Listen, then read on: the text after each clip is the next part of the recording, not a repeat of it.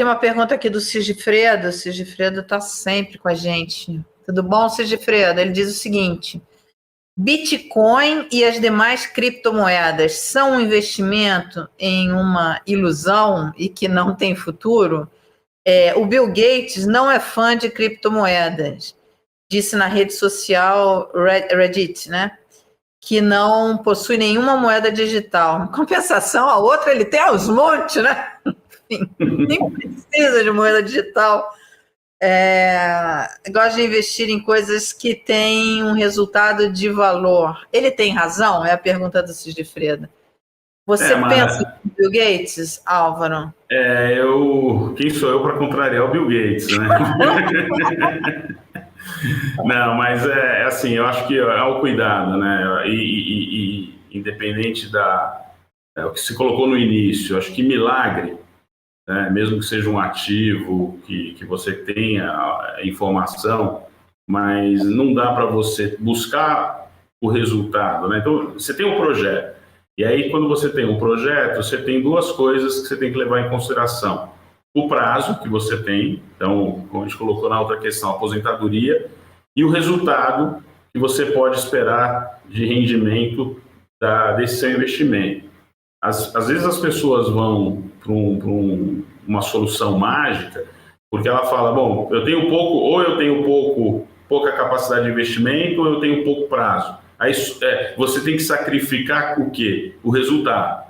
Então isso é um terreno fértil, às vezes você tomar uma decisão de investimento de risco que está muito fora da sua capacidade de análise ou de uma diversificação que o seu portfólio suporte, né? Então, o que a gente viu que aconteceu recente com as criptomoedas é isso também. É um resultado que, né, se alguém apostou, né, não gosto de falar em aposta, mas investiu de uma forma muito concentrada no portfólio, é um resultado que a recuperação, se é que ela vai existir um dia, mas o tempo que vai demorar, né? Isso que você falou é importante, porque é o seguinte, hoje na internet a gente vê uma proliferação de pessoas indicando investimentos.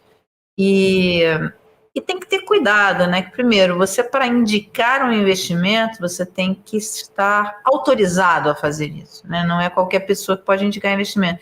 E segundo, investimento, você tem que avaliar seu perfil, sua disponibilidade de correr riscos ou não, que tipo de risco você está confortável em correr. Então, cuidado com essas promessas de dinheiro fácil e rápido, né?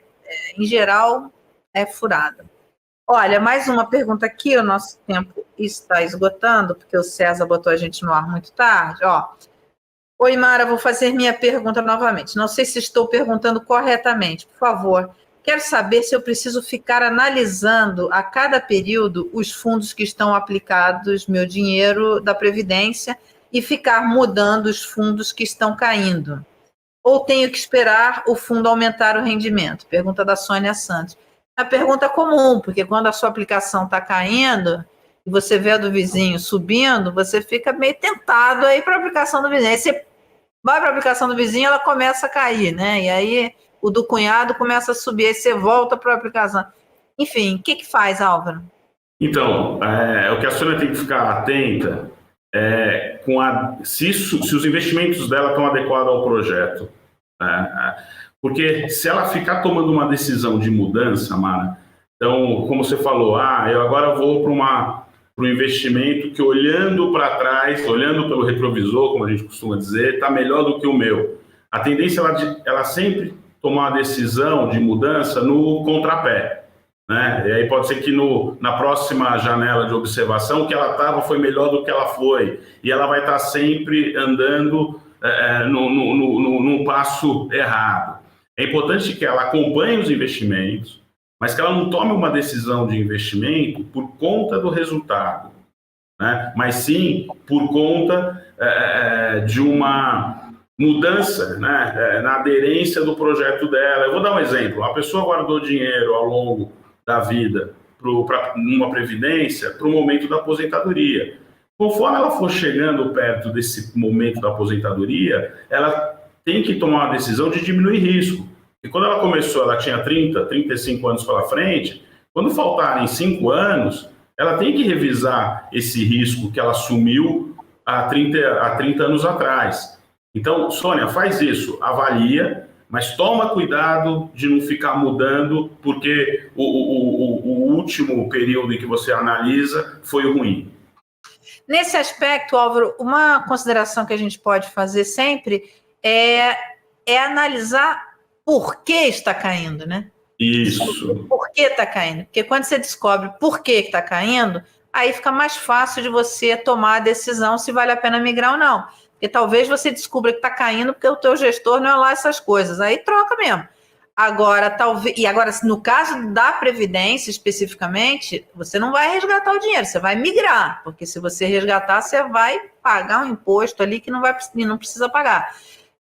Agora, na hora que você entende por que está rendendo menos, porque você, de repente, está rendendo menos porque você está num fundo muito caro. E aí você migra para um fundo mais barato. Vai ver o fundo que você está olhando ali está rendendo mais porque ele custa menos. Tem uma taxa de administração mais barata, não tem taxa de carregamento. No caso do rendimento mensal, é mais a taxa de administração. Mas, enfim, você vai ver que a taxa de administração é muito alta, está comendo a maior parte do rendimento, aí migra, aí procura outro fundo. É importante entender por que está caindo, senão as chances de fazer bobagem são enormes, né?